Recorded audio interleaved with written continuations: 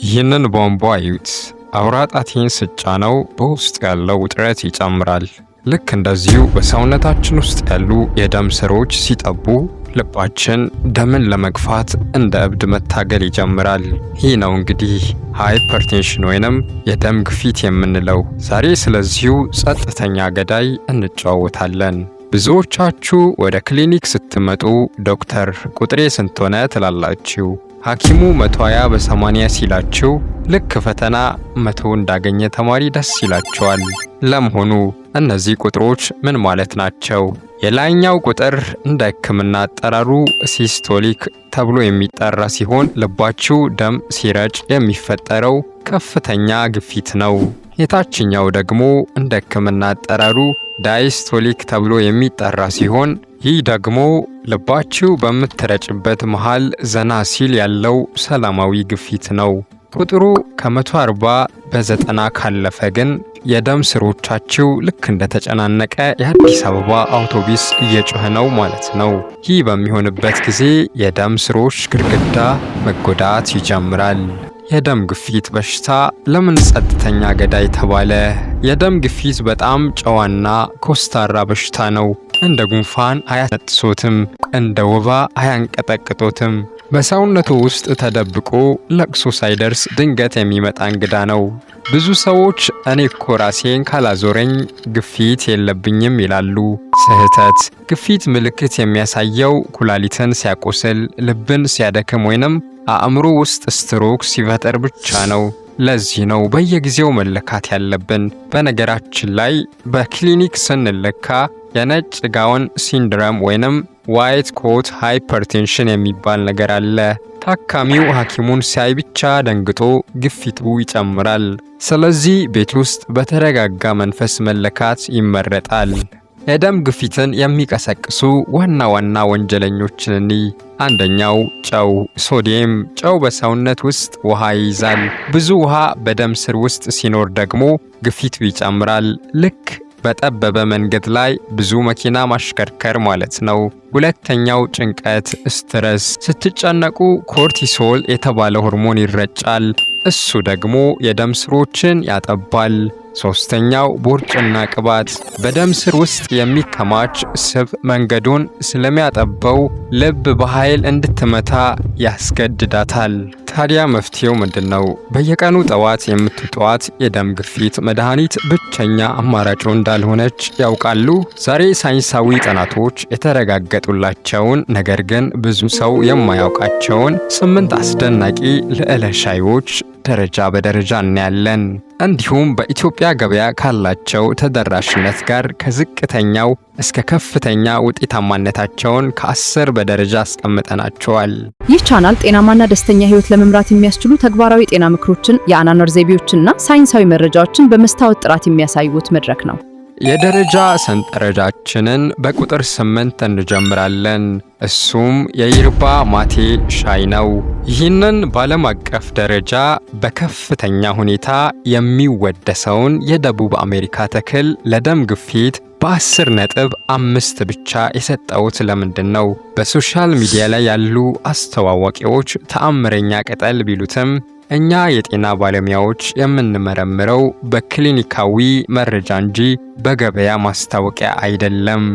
የይርባ ማቴ የሚገኘው ከኢሌክስ ፓርጌሬኔሲስ ዛፍ ቅጠል ነው። በውስጡ በርካታ ባዮ አክቲቭ ውህዶች ይዟል። ፓይሎፊኖልስ፣ ዛንቲንስ፣ ሳፖኒን እና ክሎሮጄኒክ አሲድ። በወረቀት ላይ ሲታይ የደም ስር አዳኝ ይመስላል። በተግባር ግን ለደም ግፊት ታካሚዎች ባለ 2 ስለት ሰይፍ ነው። ይህ ሻይ ለምን ከፍተኛ ክሊኒካዊ ጥንቃቄ እንደሚያስፈልገው ሞለኪላዊ ሳይንሱን አብረን እንይ። በመጀመሪያ ለቅጠሉ የሚገባውን ክብር እንስጥ። የይርባ ማቴ ሻይ ለምን በዚህ ዝርዝር ውስጥ ሊካተት ቻለ? ሚስጥሩ በውስጡ ባለው ከፍተኛ የክሎሮጄኒክ አሲድና ሳፖኒን ይዘት ላይ ነው። የናይትሪክ ኦክሳይድ መነቃቃት። በውስጡ ያለው ክሎሮጄኒክ አሲድ የኢንዶቴሊያል ናይትሪክ ኦክሳይድ ሲንተስ የተባለውን ኤንዛይም ያነቃቃል። ይህም በደም ስር ግድግዳዎች ውስጥ የናይትሪክ ኦክሳይድ ምርትን ይጨምራል። ናይትሪክ ኦክሳይድ ወደ ደም ስር ስስ ጡንቻዎች በመሰራጨት ሳይክሊክ ጓኖሲን ሞኖፎስፌትን በመጨመር የደም ስሮችን ያስፋፋል። ቫዞዳይሌሽን የልብ ጥበቃ ሳፖኒንስ የየርባ ማቴ ልዩ ትራይ ተርፊኖይድ ሳፖኒኖችን ይዟል። እነዚህ ውህዶች የጣፊያን ሊፓስ ኤንዛይምን በማገድ ከምግብ የሚገኝ ኮሌስትሮል ወደ ሰውነት እንዳይመጥ ያደርጋሉ። ይህም የደም ስር መደፈንን፣ አትሪዮስክሌሮሲስን እና የደም ስር መድረቅን አትሪያል ስቲፍነስን በረጅም ጊዜ ይቀንሳል። የኦክሳይድ መከላከያ አንቲኦክሲዳንት በውስጡ ያለው ከፍተኛ የፖሊፊኖል ክምችት ሪአክቲቭ ኦክሲጅን ስፒሸስን የተባሉ አደገኛ ውህዶችን ያጠፋል። ይህም የኤልዲኤል ባድ ኮሌስትሮል ኦክሳይድ መሆንን ይከላከላል። የኦክሳይድ መሆን ሂደት የደም ስር ውስጠኛ ክፍልን ኢንዶቴሊየም ስለሚጎዳ ይህ ሻይ ያንን በመከላከል የተፈጥሮ የደም ስር የመለጠጥ አቅምን ይጠብቃል። እነዚህን ሁሉ መልካም ነገሮች የሚያደርግ ከሆነ ለምን 5 ከ10 ብቻ ተሰጠው? ክሊኒካዊ እንቅፋት እዚህ ጋ ነው። ዛንቲንስ የየርባ ማቴ ሻይ በ3 ዋና ዋና ዛንቲኖች የበለጸገ ነው። እነሱም ካፊን፣ ቲዮብሮሚን እና ቲዮፋይሊን ናቸው። አንድ የደም ግፊት ታካሚ የየርባ ማቴ ሻይ ሲጠጣ በውስጡ ያለው ከፍተኛ የካፊን መጠን ወዲያውኑ የአንጎል የደም ክፍልን ብለድ ብሬን ባሪየር በማቋረጥ የተፈጥሮ የአዲኖሲን መቀበያዎችን ሪሴፕተርስ ይዘጋል። አዲኖሲን የደም ስርን የሚያዝናናና ማዕከላዊ የነርቭ ስርዓትን የሚያረጋጋ ውህድ ነው። እሱን ሲያግደው የየርባ ማቴ ሻይ በሰውነት ውስጥ ድንገተኛ የርህራሄ ነርቭ ስርዓትን ሲምፓታቲክ ነርቨስ ሲስተም መነቃቃትን ይፈጥራል። የካቴኮላሚን መለቀቅ ይህ መነቃቃት አድሪናል እጢዎች ካቴኮላሚን በተለይም ኤፒኔፍሪን እና ኖር ኤፒኔፍሪን በብዛት እንዲረጩ ያደርጋል። የቤታ-1 አድሪነርጂክ መነቃቃት ኖር ኤፒኔፍሪን በልብ ጡንቻዎች ላይ ከሚገኙ የቤታ-1 መቀበያዎች ጋር ይያያዛል። ይህ ደግሞ የልብ ምት ፍጥነትን፣ ፖዚቲቭ ክሮንትሮፒ እና የልብ መጭመቅ አቅምን ፖዚቲቭ ኢንትሮፒን ይጨምራል። ውጤቱ የልብ ደም የመርጨት መጠን ካርዲያክ አውትፑት ወዲያውኑ ይጨምራል። የአልፋ-1 አድሪነርጂክ መነቃቃት በተመሳሳይ ጊዜ በዳርቻ የደም ስሮች ላይ ካሉ የአልፋ-1 መቀበያዎች ጋር በመያያዝ የደም ስሮችን በድንገት ያጠባል። የውጤቱ መጋጨት ፓራዶክስ ፖሊፊኖሎች በረጅም ጊዜ ደም ስርን ለማስፋፋት ሲሞክሩ፣ ካፊን ግን በአጭር ጊዜ ውስጥ ድንገት ያጠባቸዋል። ታካሚው አስቀድሞ በከፍተኛ ደረጃ ስቴጅ 2 ላይ ከሆነና ግፊቱ 160 በመቶ ከሆነ ይህ ድንገተኛ ጭማሪ ወደ ከፍተኛ የደም ግፊት አደጋ ሃይፐርቴንሲቭ ክራይሲስ ወይንም ወደ ልብ ምት መዛባት አትሪያል ፊብሪሌሽን ሊያመራ ይችላል። የየርባ ማቴ ሻይ ሳይንሳዊ አዘገጃጀት አንደኛው የሙቀት መጠን ቁጥጥር። ውሃውን በፍጹም በ100 ዲግሪ ሴልሺየስ ማፍላት የለቦትም። ውሃው ፈልቶ ጥቂት እንዲቀዘቅዝ በማድረግ ከ70 እስከ 80 ዲግሪ ሴልሺየስ እንዲሆን ያድርጉ። 100 ዲግሪ ሴልሺየስ የፈላ ውሃ በቅጠሉ ውስጥ ያሉትን ጠቃሚ ፖሊፊኖሎች ከማውደም ባለፈ ከፍተኛ ሙቀቱ ከካፊኑ ጋር ተደምሮ በጉሮሮ ላይ የሙቀት ጉዳት ተርማል ኢንጁሪ ያደርሳል። ሁለተኛው መጠኑ አንድ ሻይ ማንኪያ ከ2 እስከ 3 ግራም የሚጠጋ የደረቀ የየርባ ማቴ ቅጠል በአንድ ኩባያ 250 ml ውሃ ውስጥ መጠቀም በቂ ነው። የሞቀውን ውሃ ከመጨመሩ በፊት ቅጠሉ ላይ ጥቂት ቀዝቃዛ ውሃ በማፍሰስ ለ1 ደቂቃ ማቆየት። ይህ አሰራር በቅጠሉ ውስጥ ያሉ አሚኖ አሲዶችና አንቲኦክሲዳንቶች ሳይቃጠሉ በተሟላ ሁኔታ እንዲወጡ ባዮ አቬይለብል እንዲሆኑ ይረዳል። የማቆያ ጊዜ በ70 እስከ 80 ባለው ዲግሪ ሴልሺየስ የሞቀውን ውሃ በመጨመር ዕቃውን ከድኖ ከ3 እስከ 5 ደቂቃ ማቆየት። ከዚህ በላይ ከቆየ ሻዩ በጣም ይመራል፣ የካፌን መጠኑ በጣም ይጨምራል። አጠቃቀምና ክሊኒካላዊ መመሪያ። የመጠቀሚያ ሰዓት ጠዋት ላይ ወይንም ከሰዓት በፊት ብቻ መወሰድ አለበት። ከቀኑ 9 ሰዓት በኋላ መጠጣት የለቦትም። በውስጡ ያለው የዛንቲን ውህድ የእንቅልፍ ሆርሞንን ሜላቶኒንን ስለሚያውክ በሌሊት የደም ግፊት መጨመር፣ ኖክተርናል ሃይፐርቴንሽን ሊያስከትል ይችላል። የመጠን ገደብ በቀን 1 ኩባያ ከ250 ml በላይ በፍጹም አይጠቀሙ። ከፍተኛ መጠን መውሰድ ታኪካርዲያ፣ የልብ ምትን በማፍጠን የደም ግፊትን ያባብሳል። የመቆጣጠሪያ ዘዴ ሻዩን ከመጠጣታችሁ በፊት እና ከጠጣችሁ ከ30 ደቂቃ በኋላ የደም ግፊታችሁን በዲጂታል መለኪያ መለካት አለባችሁ። ስትለኩ የላይኛው ቁጥር ማለትም ሲስቶሊክ ከ5 ነጥብ በላይ ከጨመረ ለካፊን ከፍተኛ ስሜታዊነት ሃይፐር ሪአክቲቪቲ አላችሁ ማለት ስለሆነ ሻዩን ወዲያውኑ ማቆም አለባችሁ።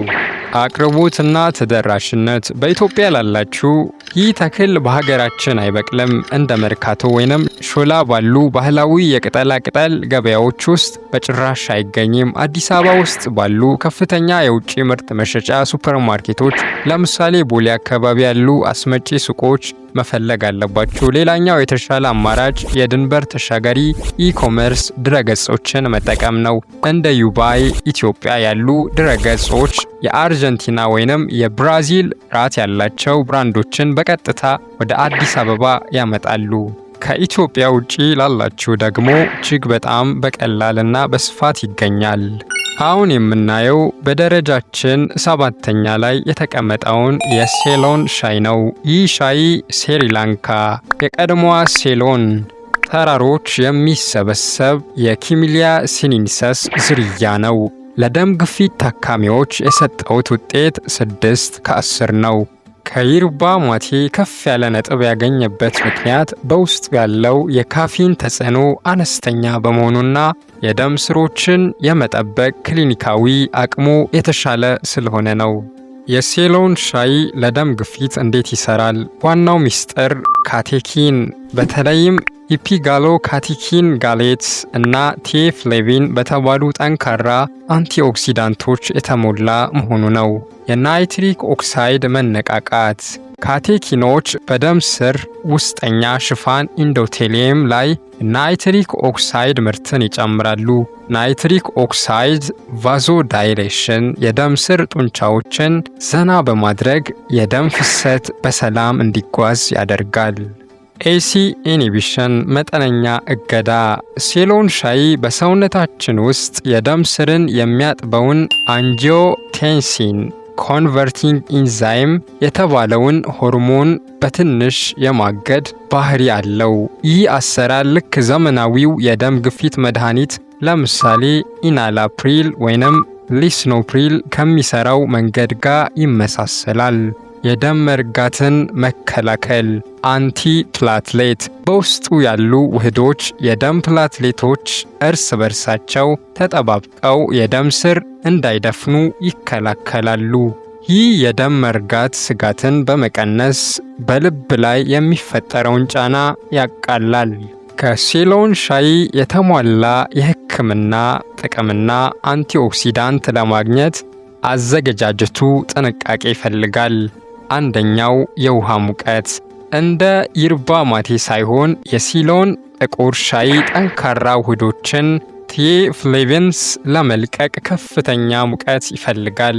የውሃው ሙቀት ከ90 እስከ 95 ዲግሪ ሴልሺየስ ልክ እንደፈላ ለጥቂት ሰከንድ የቆየ መሆን አለበት። መጠኑ አንድ ሻይ ማንኪያ የደረቀ የሲሎን ቅጠል ወይንም አንድ ሻይ ፓኬት ለአንድ ኩባያ 250 ml ውሃ በቂ ነው። የማቆያ ጊዜ ውሃውን ካፈሰሱ በኋላ ከ3 እስከ 5 ደቂቃ መክደን። ከ5 ደቂቃ በላይ ከቆየ ቴኔንስ የተባሉ ውህዶች በብዛት ስለሚወጡ ሻዩ በጣም ይመራል። ይህ የሆድ መረበሽን ሊያመጣ ይችላል። ማሳሰቢያ፣ ወተት በፍጹም አይጨምሩ። በወተት ውስጥ ያለው ኬሲን የተባለ ፕሮቲን በሻይ ውስጥ ካሉት ካቴኪኖች ጋር በመያያዝ አንቲኦክሲዳንቱን ወደ ሰውነት እንዳይመጥ ያደርገዋል። አጠቃቀምና ክሊኒካላዊ መመሪያ የመጠን ገደብ በቀን ከ2 እስከ 3 ኩባያ መጠጣት ይቻላል። ሰዓት ከምግብ በኋላ ወዲያውኑ አይጠጡ። በሻይ ውስጥ ያለው ቲያኒን ከምግብ የሚገኘውን አይረን የመመጠጥ አቅም ስለሚያግድ ከምግብ 1 ሰዓት በፊት ወይንም ከምግብ 2 ሰዓት በኋላ መጠጣት ይመረጣል።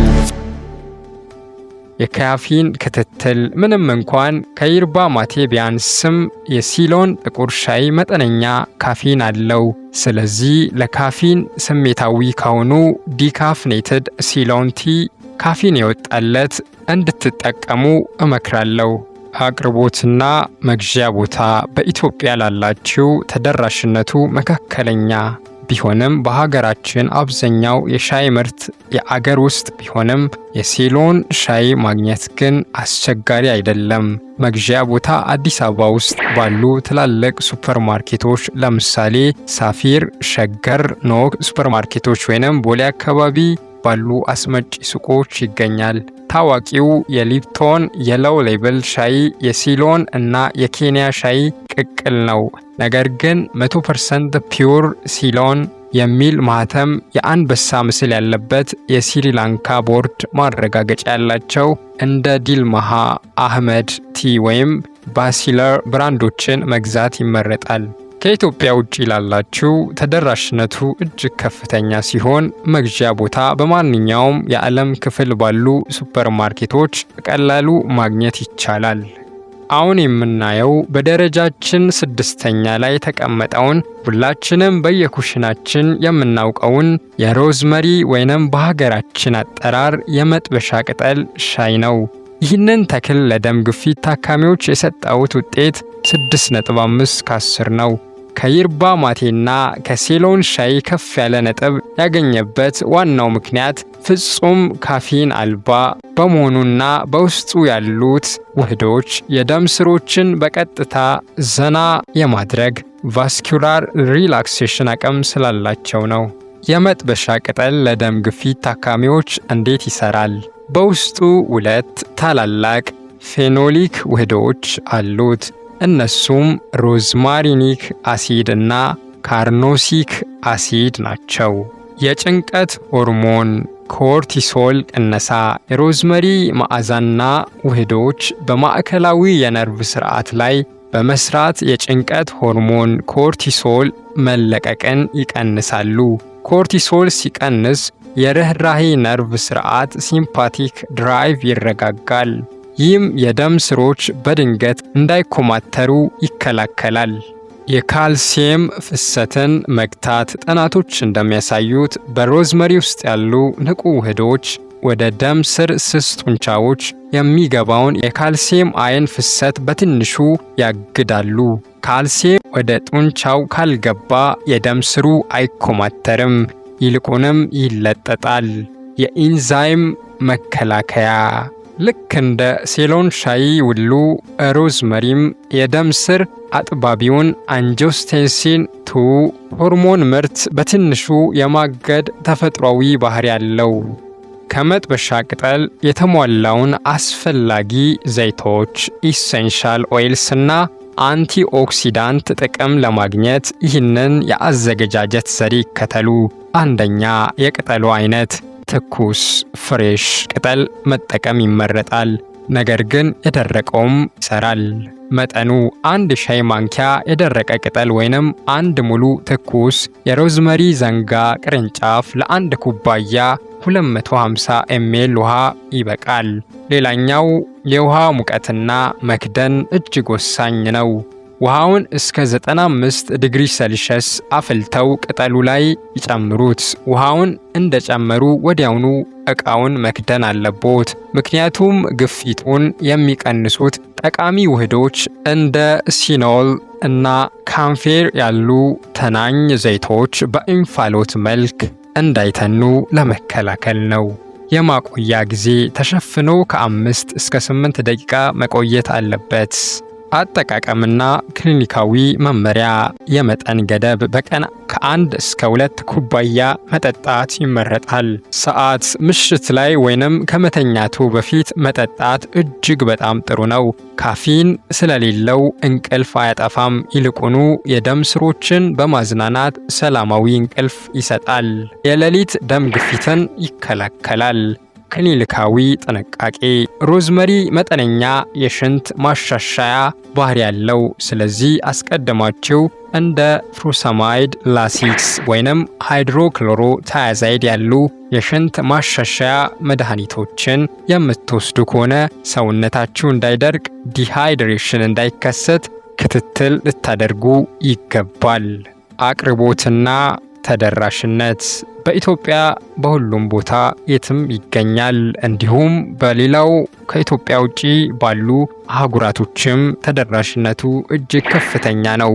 አሁን የምናየው በደረጃችን 5ኛ ላይ የተቀመጠውን በዓለም ዙሪያ የጤና ባለሙያዎችን ትኩረት የሳበውን የማቻ አረንጓዴ ሻይ ነው። ይህ ሻይ ከተራው አረንጓዴ ሻይ የሚለየው ቅጠሉ ተዘፍዝፎ የሚጣል ሳይሆን ሙሉ ቅጠል ተፈጭቶ ወደ ፓውደርነት የተቀየረ በመሆኑ ነው። ለደም ግፊት ታካሚዎች የሰጠውት ውጤት 7.5 ከ10 ነው። ይህንን ከፍተኛ ነጥብ ያገኘው የደም ስሮችን የመለጠጥ አቅም በከፍተኛ ፍጥነት ስለሚጨምር ነው። ማቻ ሻይ ለደም ግፊት እንዴት ይሰራል? ዋናው የሕክምና ሚስጥሩ ኢፒጋሎ ካቴኪን ጋሌት በተባለ እጅግ ኃይለኛ ካቴኪን የተሞላ መሆኑ ነው። ማቻ ከተራው አረንጓዴ ሻይ በ3 እጥፍ የሚበልጥ ኢፒጋሎ ካቴኪን ጋሌት ይዟል።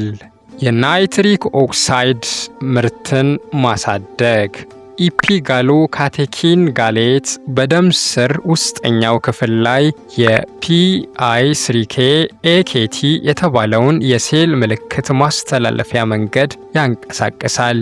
ይህም ኢንዶቴሊያል ናይትሪክ ኦክሳይድ ሲንተሲስ የተባለውን ኢንዛይም በማነቃቃት የናይትሪክ ኦክሳይድ ጋዝ በከፍተኛ መጠን እንዲመረት ያደርጋል። ናይትሪክ ኦክሳይድ የደም ስር ጡንቻዎችን ወዲያውኑ ዘና ያደርጋል።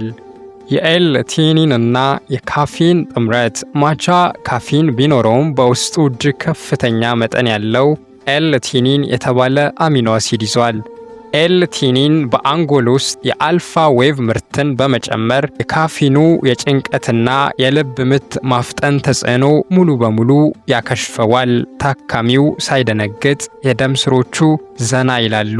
የደም ስር እብጠትን ኢንፍላሜሽን መከላከል ኢጂሲጂ የደም ስር መጥበብና መድፈንን የሚፈጥሩትን ኤንኤፍኬቢ የተባሉ የብግነት አነሳሽ ውህዶችን ይከላከላል። ማቻን በባህላዊ መንገድ ማዘጋጀት የተሟላውን የአንቲኦክሲዳንት ጥቅም ይሰጠናል። አንደኛው የውሃ ሙቀት። ውሃው በፍጹም በ100 ዲግሪ ሴልሺየስ መፍላት የለበትም። የውሃው ሙቀት ከ75 እስከ 80 ዲግሪ ሴልሺየስ መሆን አለበት። በ100 ዲግሪ ሴልሺየስ የፈላው ውሃ ውድ የሆኑትን ኢጂሲጂ ውህዶች ያቃጥላቸዋል፣ ሻዩንም መራራ ያደርገዋል። መጠኑ ግማሽ ሻይ ማንኪያ ከ1 እስከ 2 ግራም የማቻ ፓውደር ለ1 ኩባያ በቂ ነው። ፓውደሩን ወደ ኩባያ ውስጥ በመጨመር ጥቂት የሞቀ ውሃ ማፍሰስ። ፓውደሩ ከውሃው ጋር ሙሉ በሙሉ እስኪዋሃድ አረፋ እስኪሰራ መምታት። አጠቃቀምና ክሊኒካዊ መመሪያ የመጠን ገደብ በቀን 1 ኩባያ መጠጣት በቂ ነው። ሰዓት ከሰዓት በፊት ማለትም ጠዋት ላይ መጠጣት ይመረጣል።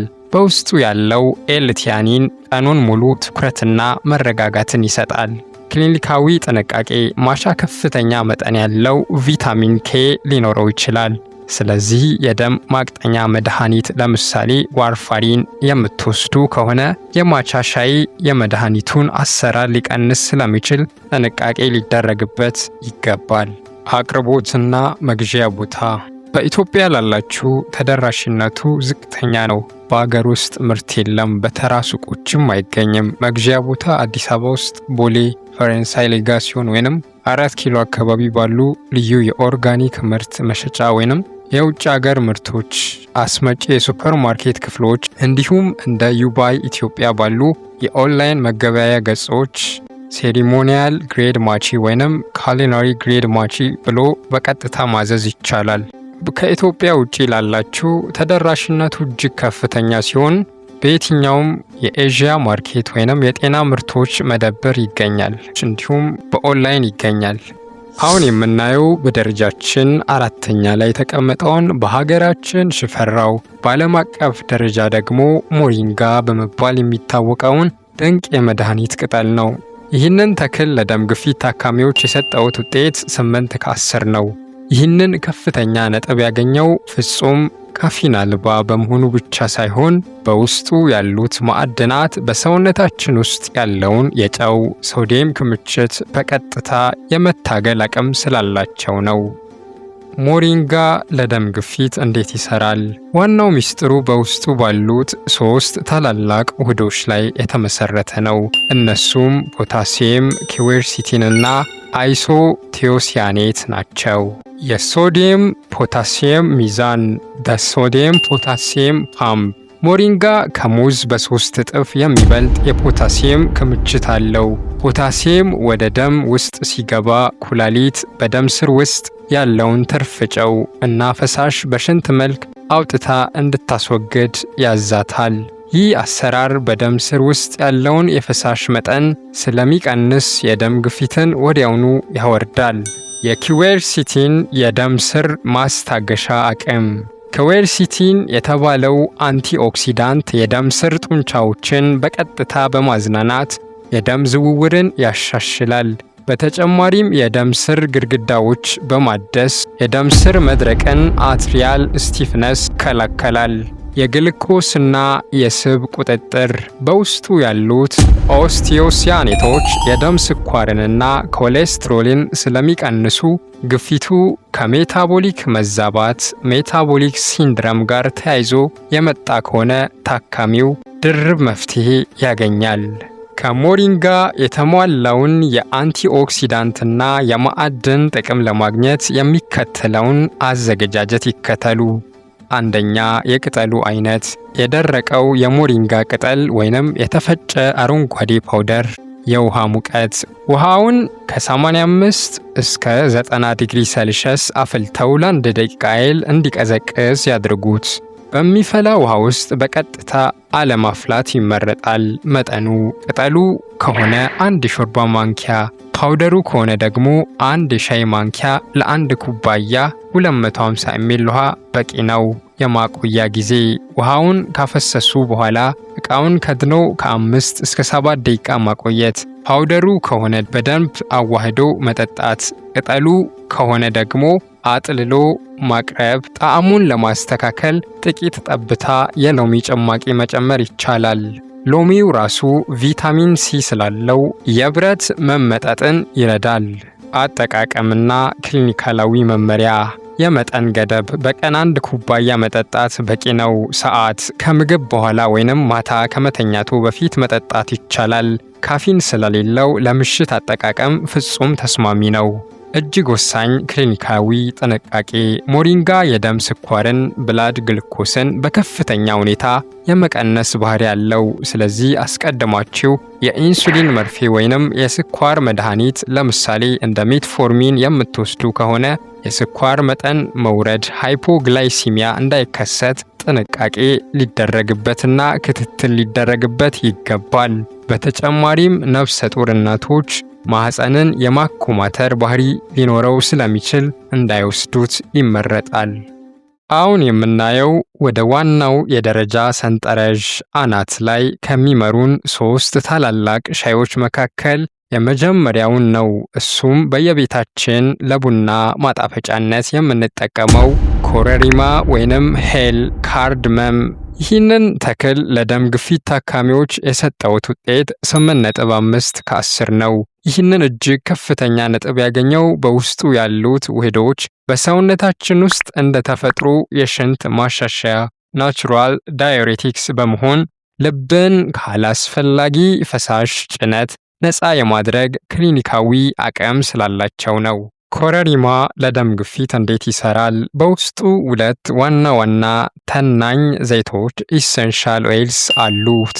እነሱም ሲኖል እና አልፋ ተርፊናይል አስቴት ናቸው። የተፈጥሮ የሽንት ማሻሻያ አሰራር ናቹራል ዳይሬቲክስ ኢፌክት። ክሊኒካዊ ጥናቶች እንደሚያሳዩት ኮረሪማ ኩላሊት በሰውነት ውስጥ ያለውን ትርፍ ፈሳሽና ጨውን በሽንት መልክ አውጥታ እንድታስወግድ ያነቃቃታል። ይህ አሰራር ልክ ዘመናዊው የደም ግፊት መድኃኒት ለምሳሌ ሃይድሮክሎሮታያዛይድ ከሚሰራው መንገድ ጋር ፍጹም ይመሳሰላል። በደም ስር ውስጥ ያለው ፈሳሽ ሲቀንስ የደም መጠን ብለድ ቮሊዩም ስለሚቀንስ በደም ስር ግድግዳዎች ላይ ያለው ጫና ወዲያውኑ ይወርዳል። የአንቲኦክሲዳንት ጥበቃ ኮረሪማ በሰውነት ውስጥ ያሉትን የነፃ ራዲካል ውህዶች በማጥፋት የደም ስር መድረቅን አትሪያል ስቲፍነስ ይከላከላል። ይህም የደም ስሮች የመለጠጥ ባህሪያቸውን እንዲጠብቁ ያደርጋል። ከኮረሪማ የተሟላውን የሕክምና ጥቅም ለማግኘት ውጫዊውን ቅርፊት ሰብሮ በውስጡ ያሉትን ፍሬዎች ማውጣት እጅግ አስፈላጊ ነው። አንደኛ፣ የቅጠሉ ወይንም የፍሬው አይነት የኢትዮጵያ ኮረሪማ ብላክ ካርድመም ወይም የውጭው ሄል ግሪን ካርድመም ሁለቱም ይሰራሉ። ነገር ግን ግፊትን ለመቀነስ የውጭው ሄል ግሪን ካርድመም ይበልጥ ውጤታማ እንደሆነ ጥናቶች ያሳያሉ።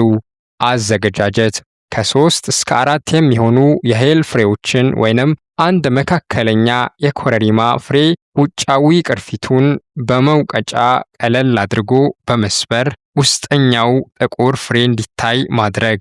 ሙሉ በሙሉ ማድቀቅ አያስፈልግም፣ በትንሹ መውቀጥ በቂ ነው። የውሃ ሙቀትና መክደን በ100 ዲግሪ ሴልሺየስ የፈላውን ውሃ ፍሬዎቹ ላይ ማፍሰስ። ውሃውን እንደጨመሩ ወዲያውኑ እቃውን መክደን አለቦት፣ ምክንያቱም ግፊቱን የሚቀንሱ ጠቃሚ ተናኝ ዘይቶች በኢንፋሎት መልክ እንዳይበሩ ለመከላከል። ተሸፍኖ ከ8 እስከ 10 ደቂቃ መቆየት አለበት። በመጨረሻም ፍሬዎቹን አጥልሎ ሻዩን ማቅረብና መጠጣት። አጠቃቀምና ክሊኒካዊ መመሪያ የመጠን ገደብ በቀን 1 ኩባያ መጠጣት በቂ ነው። ሰዓት ከሰዓት በኋላ ወይንም ማታ ከመተኛቱ በፊት መጠጣት እጅግ በጣም ጥሩ ነው። ካፌን ስለሌለው እንቅልፍ አያጠፋም። ይልቁኑ የሽንት ማሻሻያ አሰራሩ በሌሊት የደም ግፊት መጨመርን ኖክተርናል ሃይፐርቴንሽን ይከላከላል። ክሊኒካዊ ጥንቃቄ ኮረሪማ ጠንካራ የሽንት ማሻሻያ ዳዩሬቲክስ ባህሪ ስላለው አስቀድማችሁ እንደ ላሲክስ፣ ፍሩሳማይድ ያሉ የሽንት ማሻሻያ መድኃኒቶችን የምትወስዱ ከሆነ የፖታሲየም መጠን እንዳይቀንስ፣ ሃይፖካሊሚያ እንዳይፈጠር እና ሰውነታችሁ እንዳይደርቅ፣ ዲሃይድሬሽን እንዳይከሰት ጥንቃቄ ልታደርጉበት ይገባል። አሁን የምናየው በደረጃ ሰንጠረዣችን 2ኛ ደረጃን የያዘው እና በሳይንስ ዓለም እጅግ የሚደነቀውን የእርድና ቁንዶ በርበሬ ተርመሪክ ፓይፕሪን ሻይ ነው። ለደም ግፊት ታካሚዎች የሰጠውት ውጤት 9 ከ10 ነው። ይህንን እጅግ ከፍተኛ ነጥብ ያገኘው እርድ ብቻውን ሲሆን በሰውነት የመመጠጥ አቅሙ አነስተኛ ቢሆንም ከቁንዶ በርበሬ ጋር ሲቀላቀል ግን አቅሙ በሺዎች % ጨምሮ የደም ስር እብጠትን በመብረቅ ፍጥነት ስለሚከላከል ነው። ይህ ጥምረት ለደም ግፊት እንዴት ይሰራል? እዚህ ጋር እውነተኛ የፋርማኮሎጂ ጥበብ አለ። እርድ ኩርኩሚን የተባለ ኃይለኛ ውህድ አለው። ቁንዶ በርበሬ ደግሞ ፓይፕሪን የተባለ አልካሎይድ ይዟል።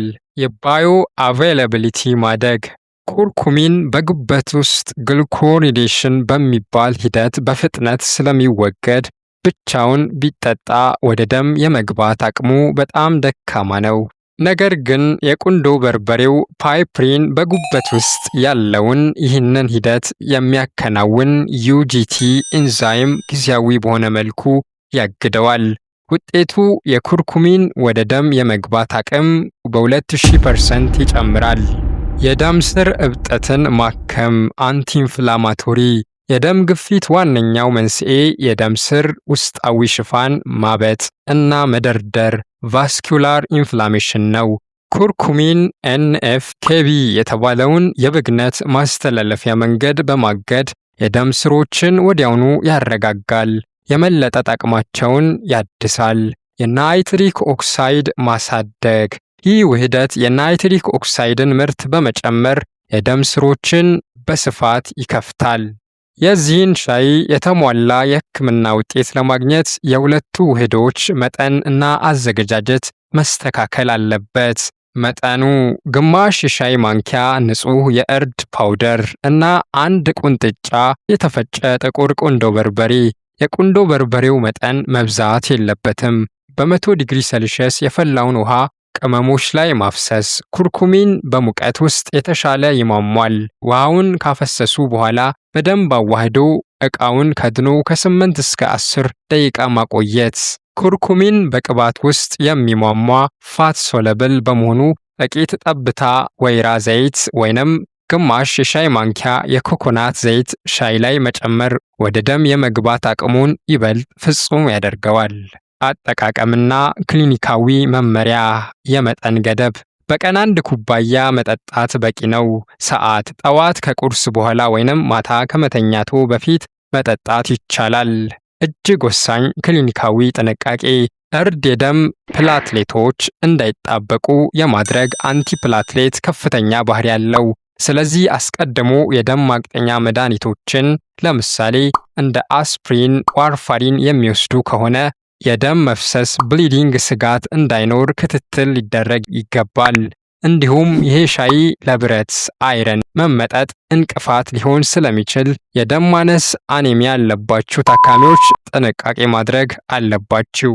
አሁን የምናየው በደረጃ ሰንጠረዣችን 1ኛ ደረጃን በመያዝ የልዕለ ሻዮች ንጉሥ የሆነውን የሴሊር ዘር ሻይ ነው። ለደም ግፊት ታካሚዎች የሰጠሁት ውጤት 9.5 ከ10 ነው። ይህንን ወደር የለሽ ከፍተኛ ነጥብ ያገኘው ከተራው የአትክልት ቅጠል አልፎ በዘሩ ውስጥ ያለው ልዩ ውህድ በዘመናዊ ሕክምና የምንጠቀምባቸውን 2 የደም ግፊት መድኃኒቶች አሰራር በአንድ ላይ አጣምሮ ስለያዘ ነው። ይህ ሻይ ለደም ግፊት እንዴት ይሰራል? እዚህ ጋር ያለው ሳይንስ እጅግ አስደናቂ ነው።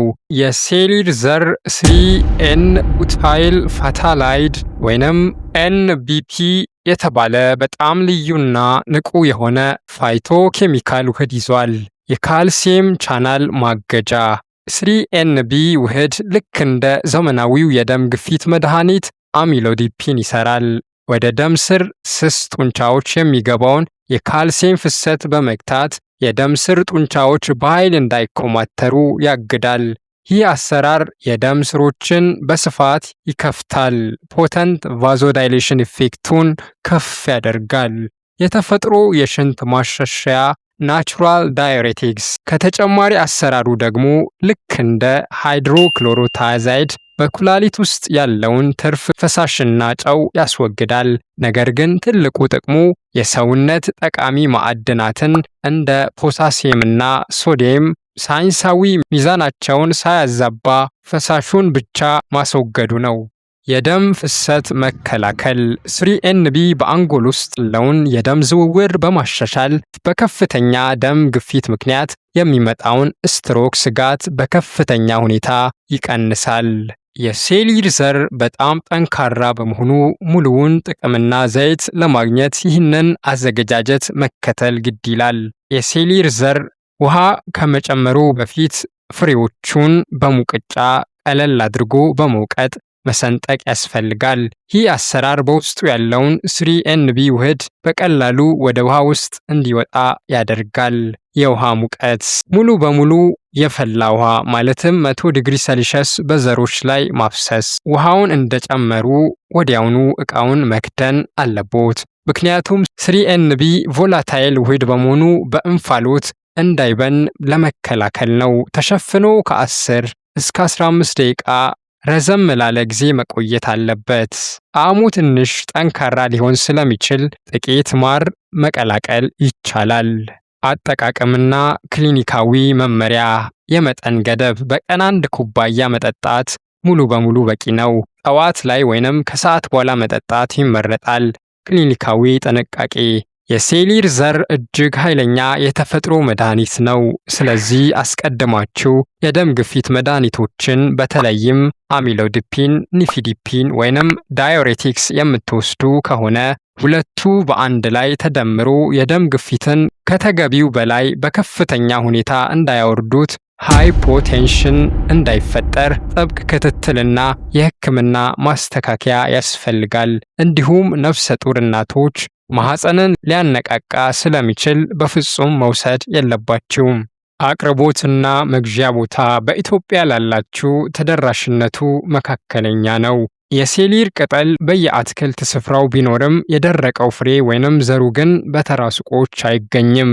አዲስ አበባ ውስጥ መርካቶ ጀርባ ባሉ ትላልቅ የቅመም ጅምላ መደብሮች የእስኮድሮ ዘር ወይንም የሴሊር ዘር ተብሎ ይገኛል። እንዲሁም ቦሌ ወይንም ፈረንሳይ ሌጋሲዮን አካባቢ ባሉ የውጭ ምርት አስመጪ ልዩ የቅመም ሱቆች ውስጥ ማግኘት ይቻላል።